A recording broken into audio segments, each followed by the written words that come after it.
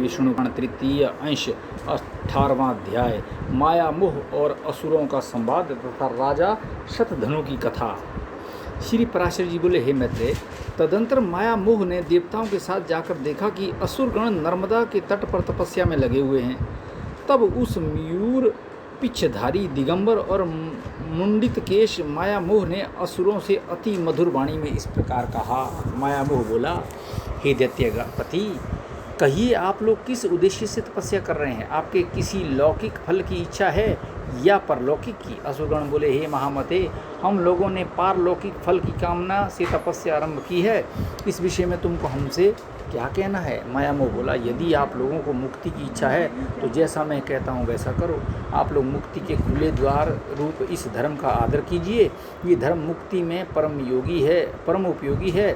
इससे श्रेष्ठ अन्य कोई धर्म नहीं है। इसका अनुष्ठान करने से आप लोग स्वर्ग अथवा मुक्ति जिसकी कामना प्राप्त करेंगे वे प्राप्त कर लेंगे। आप सब लोग महाबलवान हैं, अतः इस धर्म का आदर कीजिए। श्री पराशर जी बोले, इस प्रकार नाना प्रकार की युक्तियों से अतिरंजित वाक्यों द्वारा माया मोह ने दैत्य गणों को वैदिक मार्ग से भ्रष्ट कर दिया। ये धर्म युक्त है और ये धर्म विरुद्ध है, ये सत्य है और ये असत है, ये मुक्ति कारक है और इससे मुक्ति नहीं होती, ये अत्यंतिक परमार्थ है और ये परमार्थ नहीं है, ये कर्तव्य है और ये कर्तव्य है, ये ऐसा नहीं है और ये ऐसा स्पष्ट ऐसा ही है, ये दिगंबरों का धर्म है और ये सांबरों का धर्म है, ये द्विज ऐसे अनेक प्रकार के अनंत वादों को दिखलाकर माया मोह ने उन दैत्यों को स्वधर्म में से अच्युत कर दिया। माया मोह ने दैत्यों से कहा था कि आप लोग इस महाधर्म को अर्हत अर्थात इसका आदर कीजिए, अतः इस धर्म का अवलंबन करने से वे आहरत कहलाए। माया मोह ने असुरगणों के त्रिधर्मम से विमुख कर दिया और वे मोहग्रस्त हो गए तथा पीछे उन्होंने अन्य दैत्यों को भी इसी धर्म में प्रवृत्त किया। उन्होंने दूसरे दैत्यों को, दूसरों ने तीसरों को और तीसरों ने चौथों को तथा उन्होंने औरों को इसी धर्म के में प्रवृत्त कर दिया। इस प्रकार थोड़े ही दिनों में दैत्यगण ने वेदत्रयी का प्रायः त्याग कर दिया।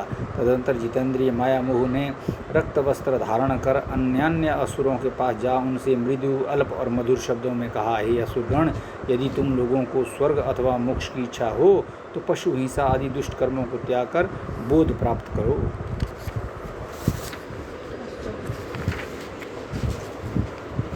ये संपूर्ण जगत विज्ञानमय है, ऐसा जानो। मेरे वाक्यों पर पूर्णतया ध्यान दो। इस विषय में बुद्ध जनों का ऐसा ही मत है कि ये संसार अनाधार है, ब्रह्मजन्य पदार्थों की प्रतीति पर ही स्थित है तथा राग आदि दोषों से दूषित है।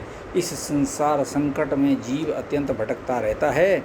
इस प्रकार बुद्धियत जानो, बुद्ध्यध्वम समझो, बुद्धियत जानो आदि शब्दों से बुद्ध धर्म का निर्देश कर माया मोह ने दैत्यों से उनका निज धर्म छुड़ा दिया। माया मोह ने ऐसे नाना प्रकार के युक्ति युक्त वाक्य कहे जिससे उन दैत्यगण ने त्रयी धर्म को त्याग दिया। उन दैत्यगण ने अन्य दैत्यों से तथा उन्होंने अन्य से ऐसे ही वाक्य कहे। हे मैत्रेय, इस प्रकार उन्होंने श्रुति स्मृति विहित अपने परम धर्म को त्याग दिया। हे द्विज, मोहकारी माया मोह ने और भी अनेकानेक दैत्यों को भिन्न भिन्न प्रकार के विविध पाखंडों से मोहित कर दिया। इस प्रकार थोड़े ही समय में माया मोह के द्वारा मोहित होकर असुरगण ने वैदिक धर्म की बातचीत करना भी छोड़ दिया। हे द्विज, उनमें से कोई वेदों की, कोई देवताओं की, कोई याज्ञिक कर्म कलापों की तथा कोई ब्राह्मणों की निंदा करने लगे। वे कहने लगे, हिंसा से भी धर्म होता है। ये बात किसी प्रकार युक्ति संगत नहीं है। अग्नि में हवि जलाने से फल होगा, ये भी बच्चों की सी बात है। अनेकों यज्ञों के द्वारा देवत्व लाभ करके यदि इंद्र को शमी आदि काष्ठका की भोजन करना पड़ता है तो इससे तो पत्ते खाने वाले पशु ही अच्छा हैं। यदि यज्ञ में बलि किए गए पशु को स्वर्ग की प्राप्ति होती तो यजमान अपने पिता को ही क्यों नहीं मार डाला?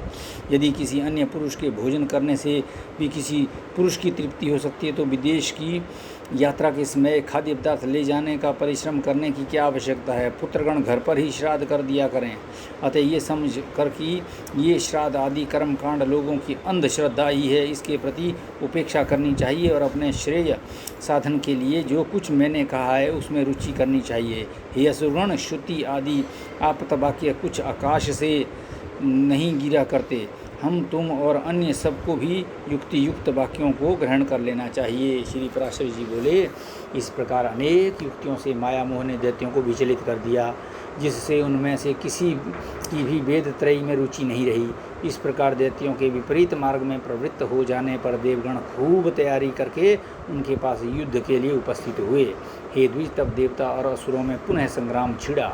उसमें सन्मार्ग विरोधी दैत्यगण देवताओं द्वारा मारे गए।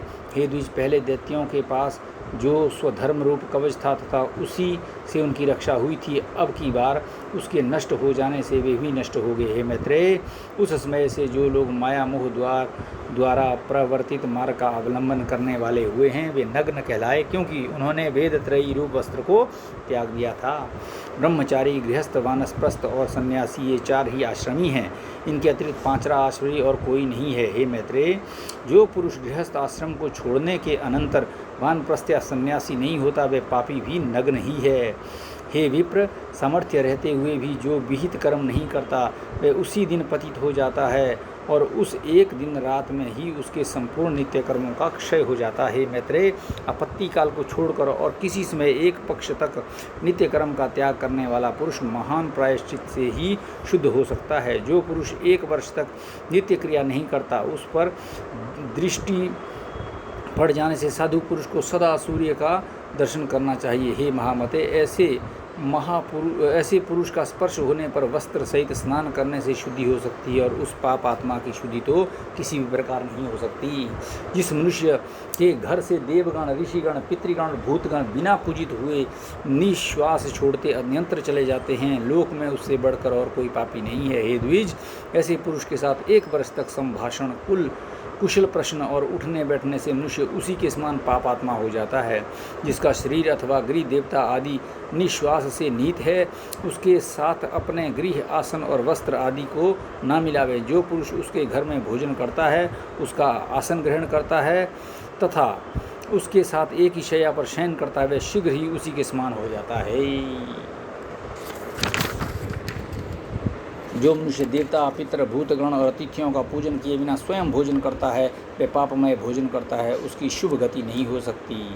जो ब्राह्मण आदि वर्ण स्वधर्म को छोड़कर परम धर्मों में प्रवृत्त होते हैं अथवा हीन वृत्ति का आलंबन करते हैं, वे नग्न कहलाते हैं। हे मैत्रेय, जिस स्थान में 4 वर्णों का अत्यंत मिश्रण हो, उसमें रहने से पुरुष की साधु वृत्तियों का क्षय हो जाता है।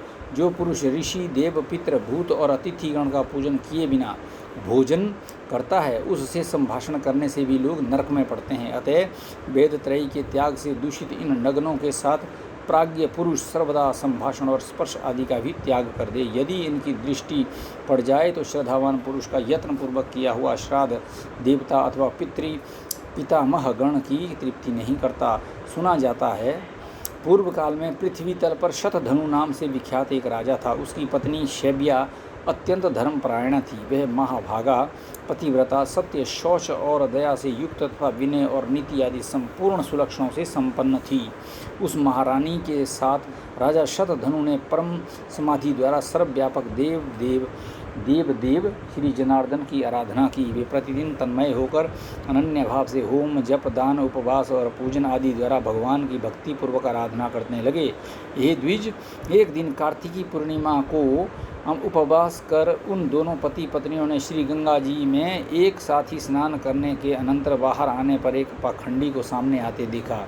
ये ब्राह्मण उस महात्मा राजा के धनुर्वेदाचार्य का मित्र था। अतः आचार्य के गौरववश राजा ने भी उससे मित्रवत व्यवहार किया, किंतु उसकी पतिव्रता पत्नी ने उसका कुछ भी आदर नहीं किया। वह मौन रही और ये सोचकर कि मैं उपोषिता यानी उपवास युक्त हूँ, उसे देखकर सूर्य का दर्शन किया। हे द्विजोत्तम, फिर उन स्त्री पुरुषों ने यथारीति आकर भगवान विष्णु के पूजा आदिक संपूर्ण कर्म विधि पूर्वक किए। कालांतर में वह शत्रुजीत राजा मर गया। तब देवी शैब्या ने भी चितारूढ़ महाराजा का अनुगमन किया। राजा शतधनु ने उपवास अवस्था में पाखंडी से वार्तालाप किया था, अतः उस पाप के कारण उसने कुत्ते का जन्म लिया तथा वह शुभ लक्षणा काशी नरेश की कन्या हुई, जो सब प्रकार से विज्ञान से युक्त, सर्वलक्षण संपन्ना और जाति स्मरा पूर्व जन्म का वृत्तांत जानने वाली थी। राजा ने उसे किसी वर को देने की इच्छा की, किंतु उस सुंदरी के ही रोक देने पर वे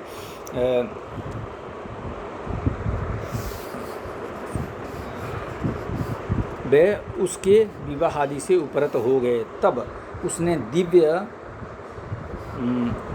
दिव्य दृष्टि से अपने पति को श्वान हुआ जान विदिशा नगर नामक नगर में जाकर उसे वहाँ कुत्ते की अवस्था में देखा। अपने महाभाग पति को श्वान रूप में देखकर उस सुंदरी ने उसे सत्कार पूर्वक अति उत्तम भोजन कराया।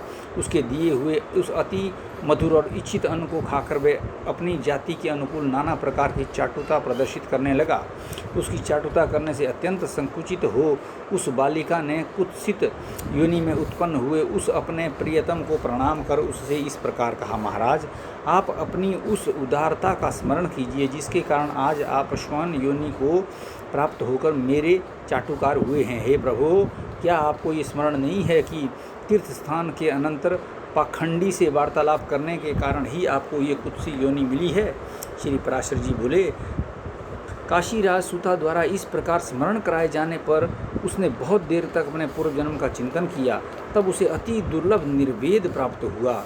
उसने अति उदास चित्त से नगर के बाहर आ प्राण त्याग दिए और फिर श्रीगाल योनि में जन्म लिया। तब काशीराज कन्या दिव्य दृष्टि ने उसे दूसरे जन्म में श्रीगाल हुआ जाना उसे देखने के लिए कोलाहल पर्वत पर गई।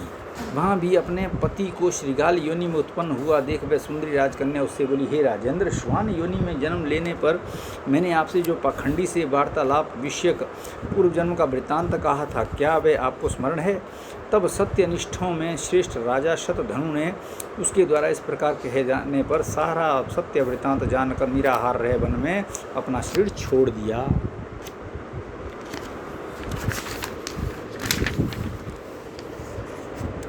फिर वह एक भेड़िया हुआ। उसमें भी अनिंदिता राजकन्या ने उस निर्जन वन में जाकर अपने पति को उसके पूर्व जन्म का वृत्तांत स्मरण कराया। उसने कहा, हे महाभाग, तुम भेड़िया नहीं हो, तुम राजा शतधनु हो।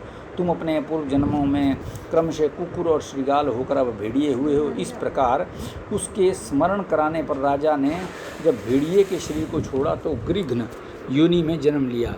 उसमें भी उसकी निष्पाप भार्या ने उसे फिर बोध कराया, हे नरेंद्र, तुम अपने स्वरूप का स्मरण करो, इन गृध्र चेष्टाओं को छोड़ो। पाखंडी के साथ वार्तालाप करने के दोष से ही तुम गृध्र हुए हो। फिर दूसरे जन्म में काक योनि को प्राप्त होने पर भी अपने पति को योग बल पाकर उस सुंदरी ने कहा, हे प्रभु, जिनके वशीभूत होकर संपूर्ण सामंतगण नाना प्रकार की वस्तुएं भेंट करते थे, वही आज आप काक योनि को प्राप्त होकर बलि भोजी हुए हैं।